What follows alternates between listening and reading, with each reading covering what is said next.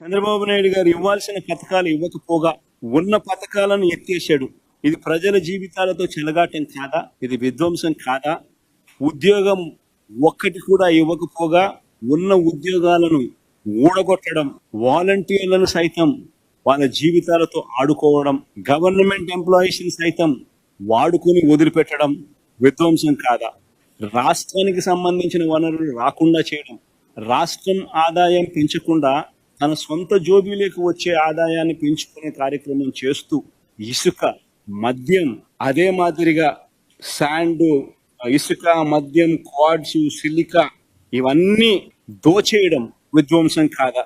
అధికారంలోకి రాగానే ప్రశ్నించే స్వరం ఉండకూడదు అని ఎవడు ప్రశ్నించినా కూడా రెడ్ బుక్ రాజ్యాంగంతో రాజ్యాంగం చేయడం, గవర్నెన్స్ చేయడం విధ్వంసం కాదా? అన్నిటికన్నా విధ్వంసం మాకరీ ఆఫ్ డెమోక్రసీ ఏంటంటే మన కళ్ళ ముందర కనిపిస్తాం.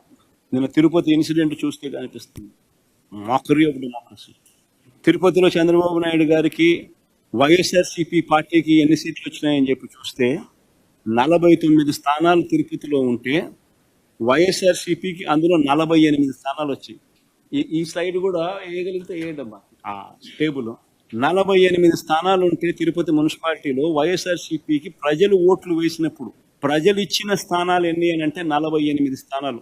టీడీపీకి ప్రజలు ఇచ్చిన స్థానాలు ఎన్ని అని అంటే 1 స్థానం.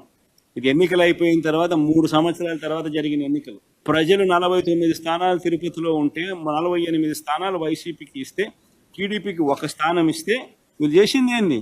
Re-election for vice president post జరిగితే వైఎస్ఆర్సీపీ కార్పొరేటర్లను కిడ్నాప్ చేసి, బెదిరించి, ప్రలోభాలు పెట్టి, చివరికి వాళ్ళు పోలీసులను వాడుకొని పోలీసుల సమక్షంలోనే కిడ్నాప్ చేసి వైసీపీకి సంబంధించిన కార్పొరేటర్లు ప్రయాణిస్తున్న బస్సును ఆపి పోలీసుల సమక్షంలోనే వాళ్ళని కిడ్నాప్ చేసి, ఓటు హక్కు ఉన్న ఎమ్మెల్సీని సైతం కిడ్నాప్ చేసి, చివరికి వాళ్ళు వైస్ ప్రెసిడెంట్ కింద గెలుచుకున్నట్టుగా డిక్లేర్ చేసుకున్నారు.